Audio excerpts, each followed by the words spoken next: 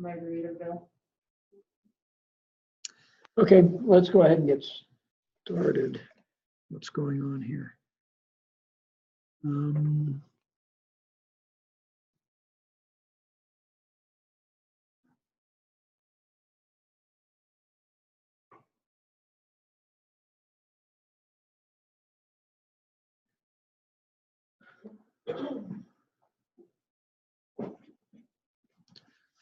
All right.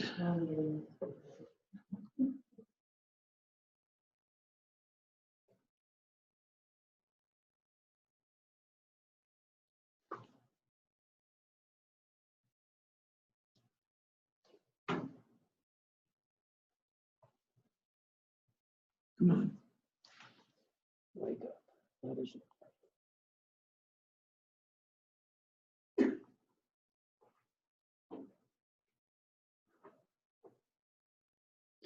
what's going on with this?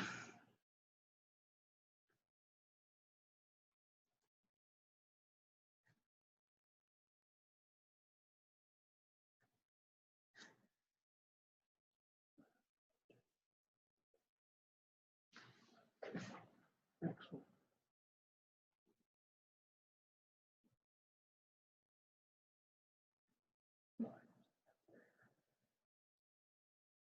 All right. Start there. Okay. So here is a couple of things. There is a lot of material in the course. We have our ebook, Vital Source ebook. If you click on that, and then you'll be given a message that says open book in a new tab.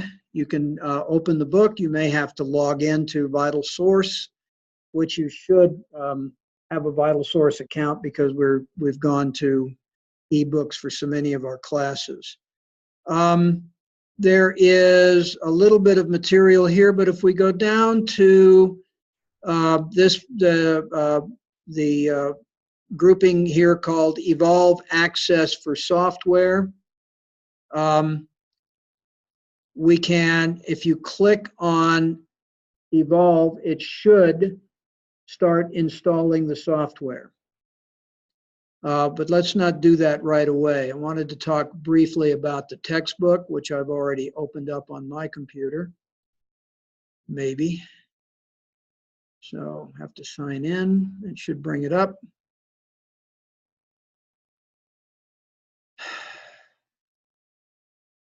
No, it's not.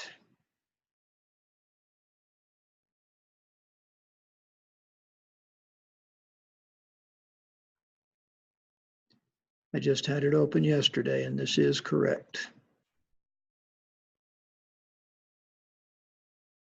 All right. It's an annoyance. I'm going to have to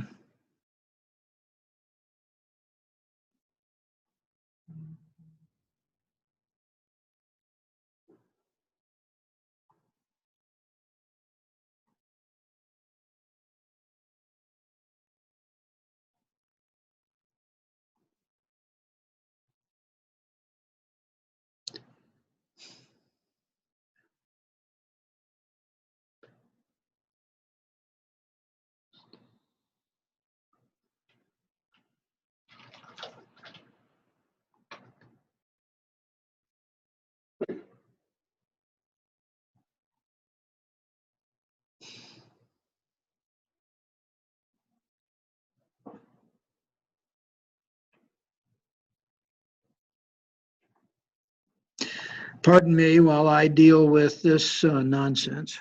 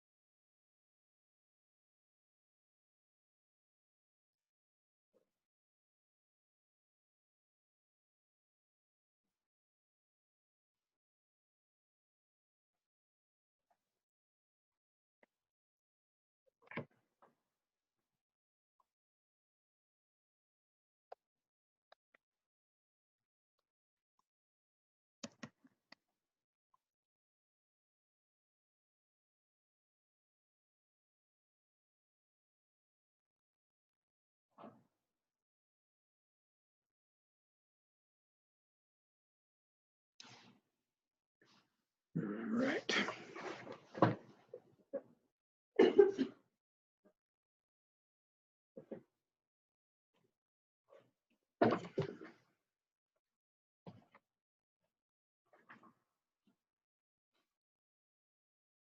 Okay. So in the pharmacy textbook,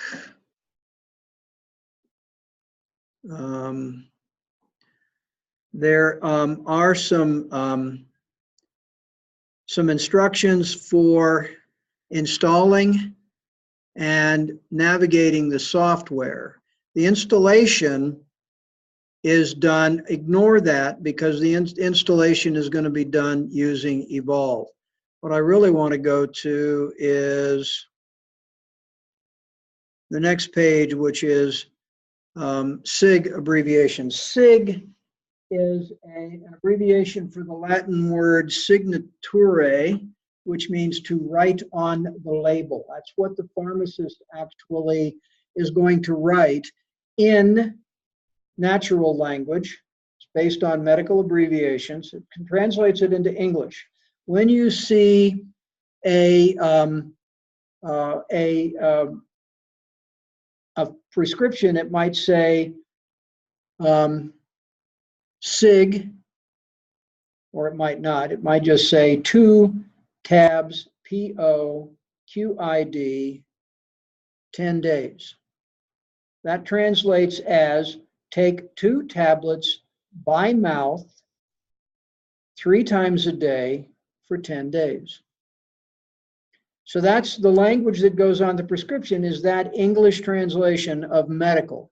Or if you're in a place where the language is a different language, it'll be in whatever the local language is. Most of our pharmacy software systems, by the way, have a chance, give you the option of adding a second language to the label. If the patient does not speak English or read English, you can put it on there in a different script, in a different language. When I lived in Arvada, we probably had about 20 different languages that were spoken by significant numbers of people, probably more than that ultimately. So we had the option there of adding different languages to the label, but English always has to be one of them because that is the unofficial official language. The United States has no official language, by the way. Okay. So that's why we cannot force people to speak English if they don't want to, other than by social pressure. Anyway, the abbreviations here are roughly in alphabetical order. There are a lot of these things. Some of the abbreviations are not used very often. The ones that are most commonly used are in the document I said that I've uploaded into the shell. That is a spreadsheet with the common abbreviations. But this goes on for several pages. Page navigation is by the arrows. So as you see, this goes on for quite a distance here. So there's 2 pages of these. Printing out of here is difficult. So one way to print is basically a page at a time if you want to print things out, and that's fine. You have access to the printers here in the building. So you can print things out if you want. I personally hate reading things on a computer. Now, that could be because I didn't grow up doing that, but nonetheless, I personally hate it. So the book is divided into several sections. We're going to go through each of them. We will not do every exercise in this book. Okay, most of them, but not every. So the first section, and that's what we'll be doing here in the first week, we'll be working through the first 7 of these. We call them labs. They're basically chapters of the book. So our first assignment as you can see in navigating the table of contents, we basically have to go from one page to the next. So we'll go to the introduction. And I want to talk about this. I want to read through this. We're going to be adding a physician to the database. Physicians, we have a lot of information. Not every field is required other than the name. If we don't have some information, we simply won't have it. We won't have necessarily their contact person at the office, because that might be different on a day-to-day basis. However, we also might. A small practice might have one person who manages the office. So, among other things, we have the DEA, Drug Enforcement Agency, license number for prescribing controlled substances, things like Vicodin, things like Ritalin, things like even Valium and Librium. These are all controlled substances. For a physician to be able to prescribe them, they must have a DEA number. If a prescription is brought to you that requires a DEA number because it's for a controlled substance, but that DEA number is not there, you cannot fill that prescription. Okay? So the DEA number consists of 2 letters. The first letter describes the type of practice. So A is for a physician practice. There's actually a number of them for physician practice. The second letter is the first letter of the licensee's last name, always. So you can easily tell whether or not it's the right person. Then it's followed by 7 digits. Let's examine the first 6 first, because they predict the last digit. That digit's called a checksum digit. If we add digits number 1, 3, and 5 together, we get a total. In the example of Dr. Jenkins here, digits 1, 3, and 5 are 3, 5, and 7. That adds up to 15. Then we add the second, fourth, and sixth digits, in this case 4, 6, and 8, to get 18, and then we double it to 36. If we add 15 and 36, the total is 51. The last digit of those 7 has to be the last digit of that sum, so a 1. In this case, we verify that that's correct. When people understand how this is done, they can forge prescriptions. So we always check to make sure that the correct number is on the prescription. We also enter that number into the physician database. So learning, you will see some examples in the first week's exam of checking DEA numbers. So learn how to do this. When you're taking the exam, you can always, once you get the textbook called up in a separate tab, you can always go to the textbook and review any of the information that you need. So do that. Since you have no time limit on the exam, you can take your time and do it. So please, please do that. The next structure for every lab, every chapter is an objective. What are the things you're going to learn? In this case, we're going to learn how to put in the doctor's information for a new doctor in the database.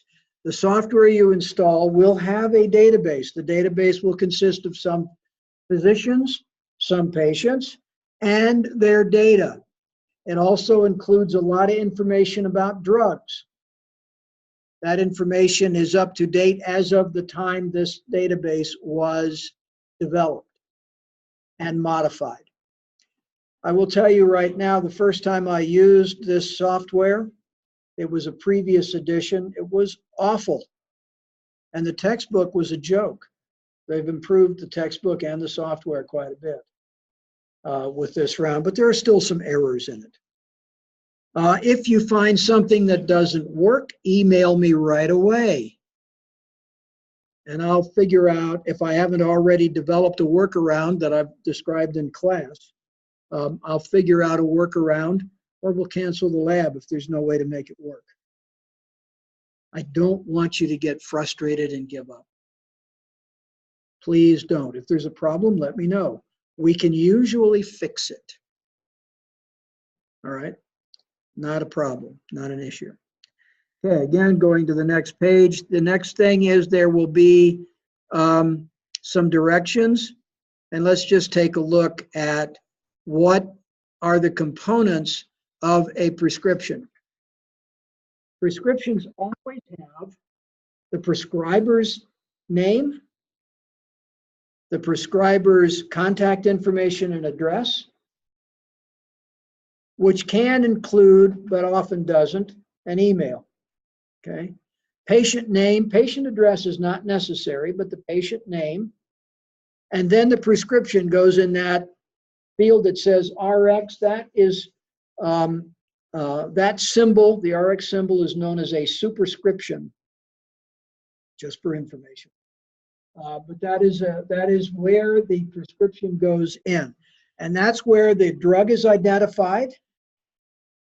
Sometimes the dosage form, the potency, the amount of drug that's going to be given per dose, frequency, dosing instructions like by mouth, or might be a suppository, say.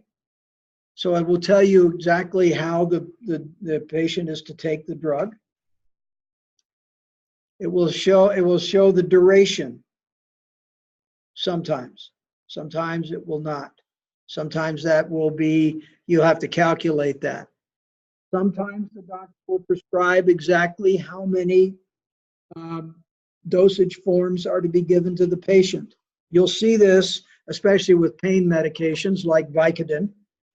The doctor may prescribe the drug to be taken 1 or 2 at a time, every 4 to 6 hours by mouth, as needed for pain. PRN is as needed. That's the abbreviation for as needed. And then he'll tell you 8. He'll put down like the number symbol, the hashtag symbol, and 8. That says give this patient 8 of these. This is an easy prescription to fill, by the way, because you don't have to calculate the number of units to give to the patient. So you just count them out.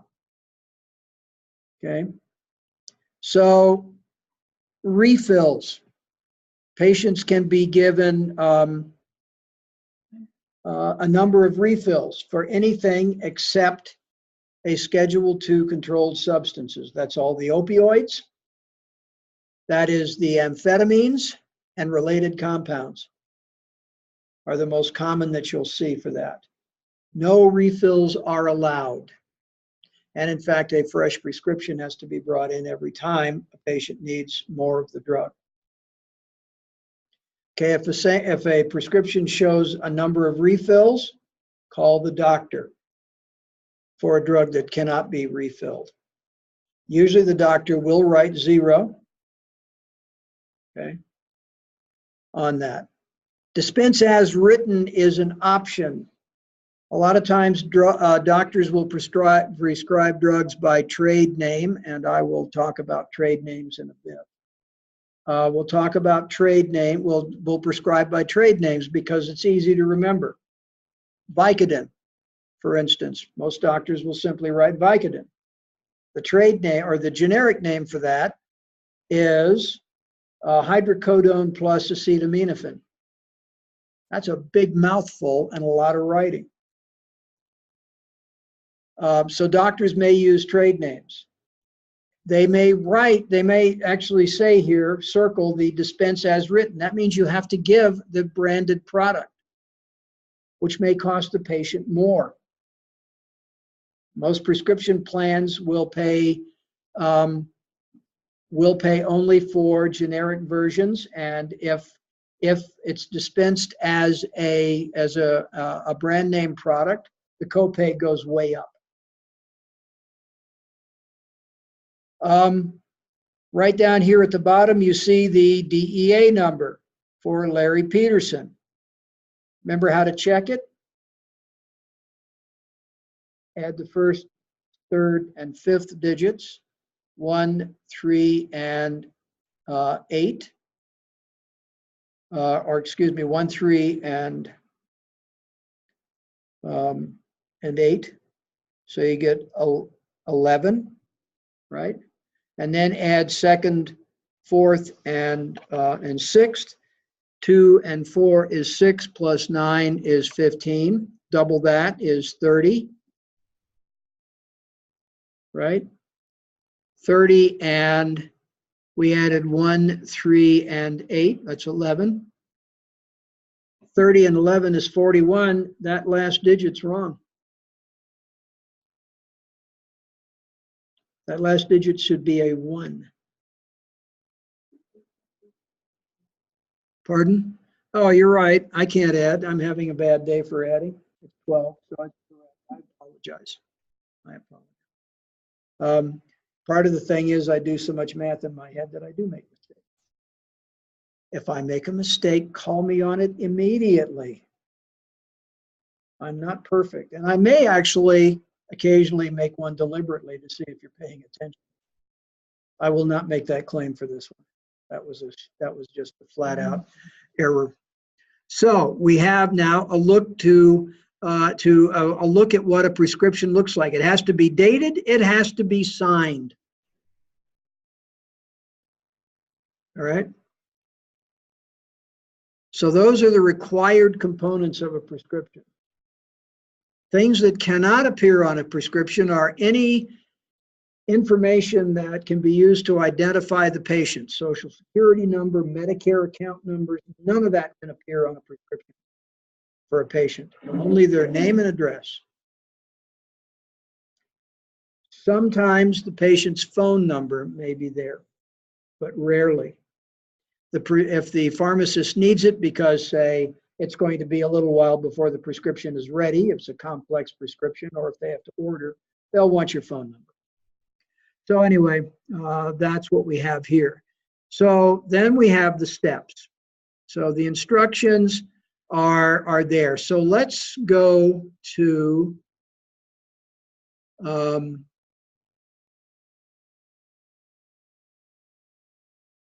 get out of that.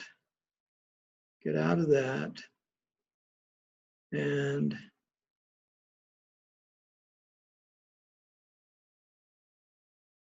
we'll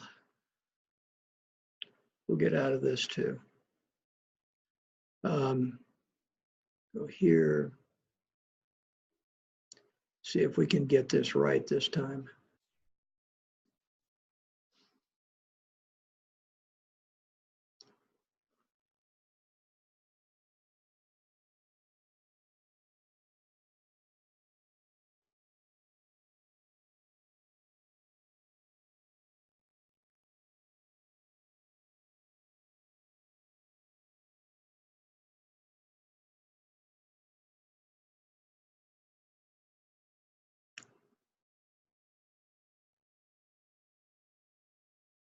All right.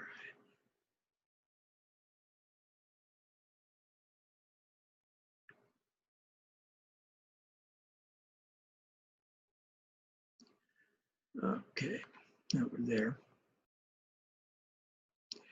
Let's go back to here. Go down and click on Evolve to start loading the software. Now, we also have a download guide if you need it.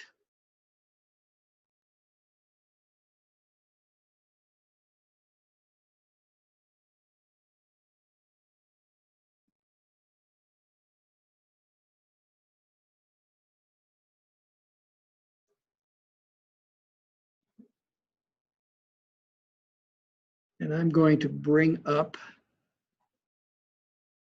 the software myself.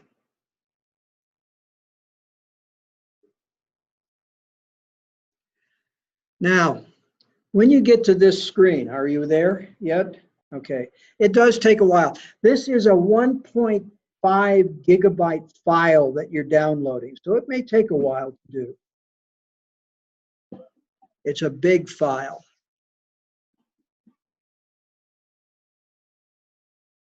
So let me know when you are downloaded and when you get to this screen.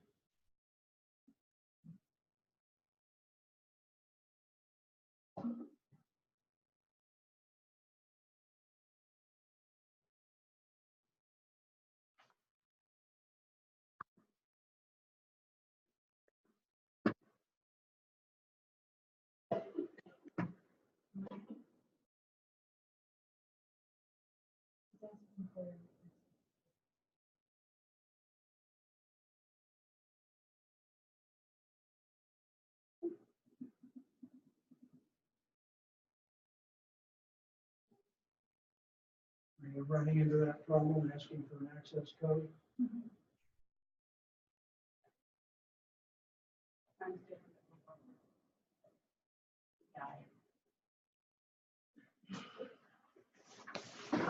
All right.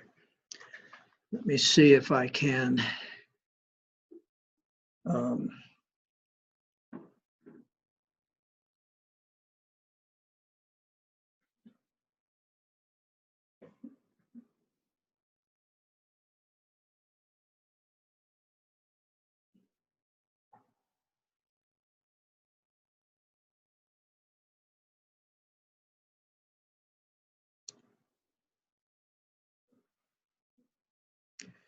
Okay, so did everyone get to this screen?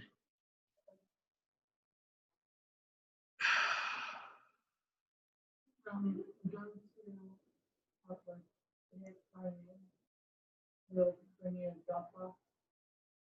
then go to create an Yeah.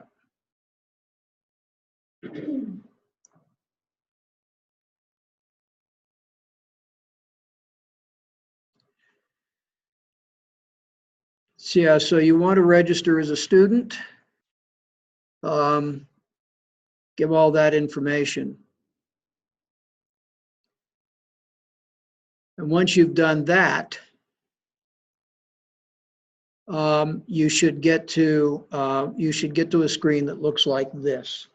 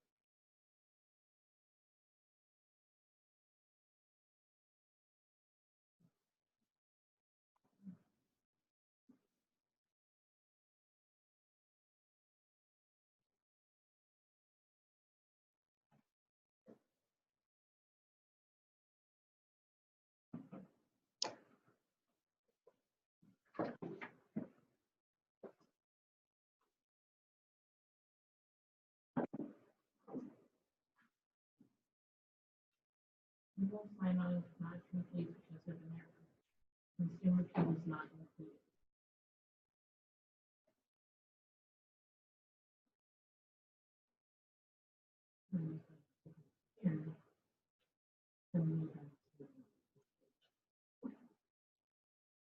And I'm signed in.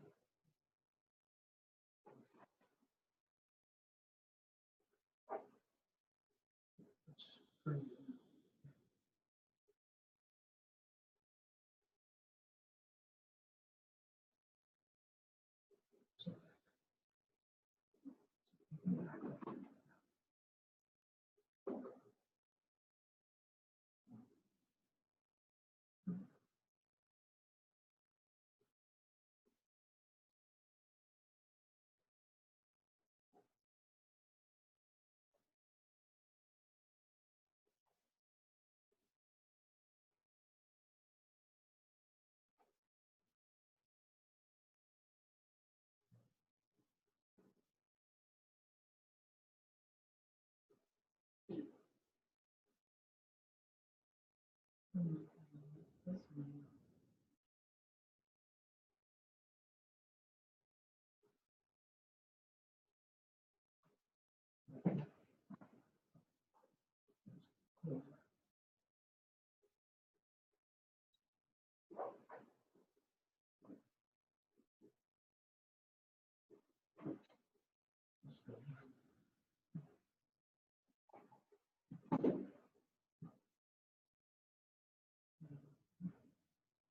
one.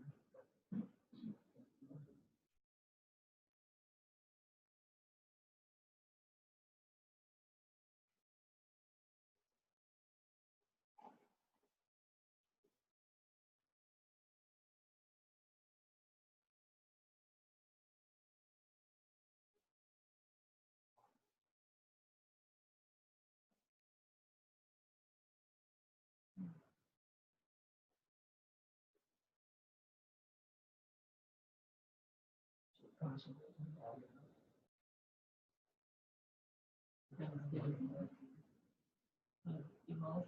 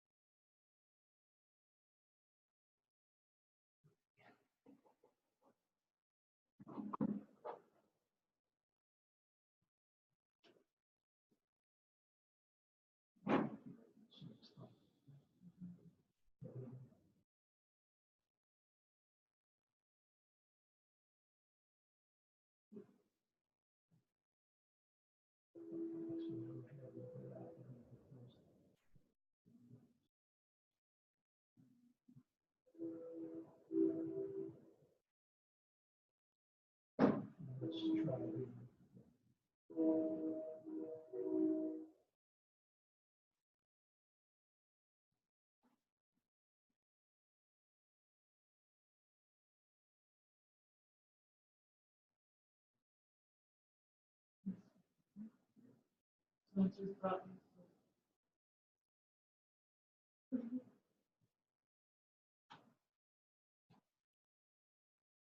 This is the thing that I thought was pretty awesome. Mhm. The thing that I got. Okay, go to the catalog.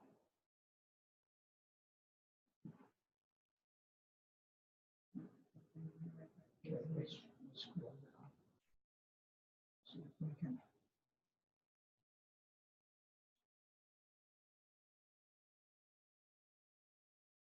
Okay, instructions.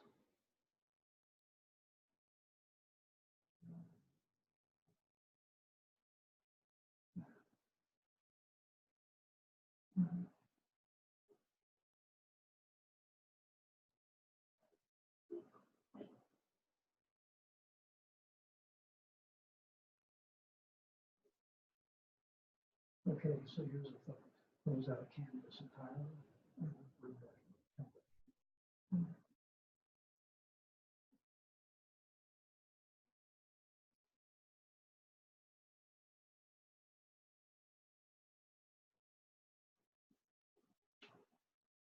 Let's see if we can do it that way.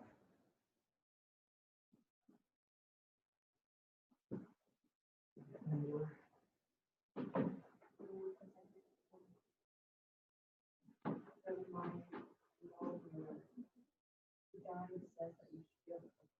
yes.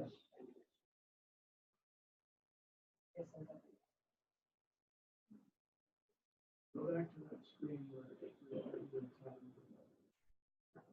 This is That's the instructions.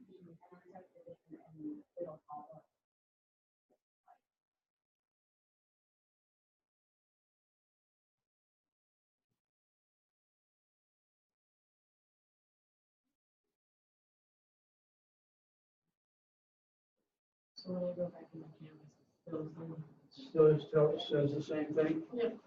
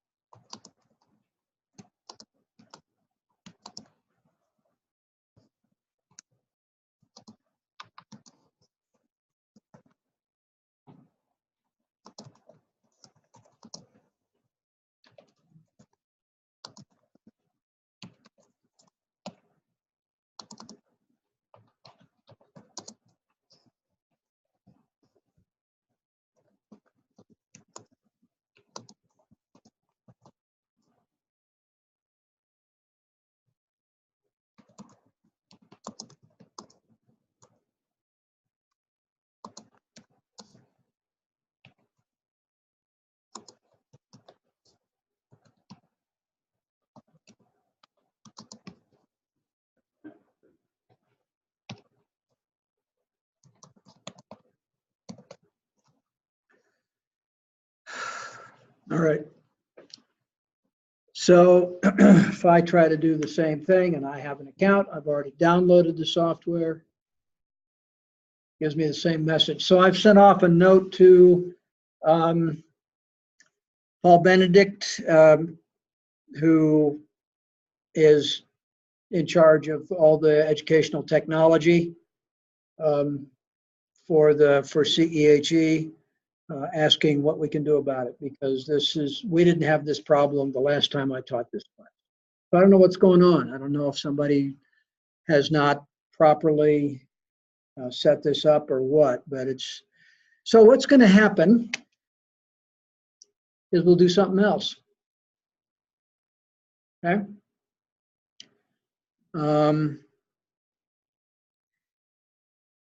And I apologize. This is not what's supposed to be happening, but that's where we are.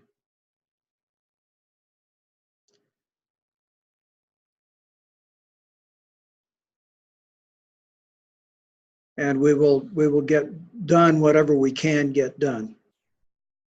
So what we'll do is, I said that among our other fun things is going to be interpreting prescriptions. So we'll start on that exercise, that in-class exercise, while I'm waiting to hear someone about what. Interpreting prescriptions is critical, obviously. We need to get the right information from the doctor. And doctors usually are going to be very cooperative when the pharmacy calls and says, I don't understand what you wrote here. So what we'll do when we take our next break, which we'll take in just a few minutes, is I will go make copies of the prescription package this week, and we can get started on that. And again, I am sorry, I apologize.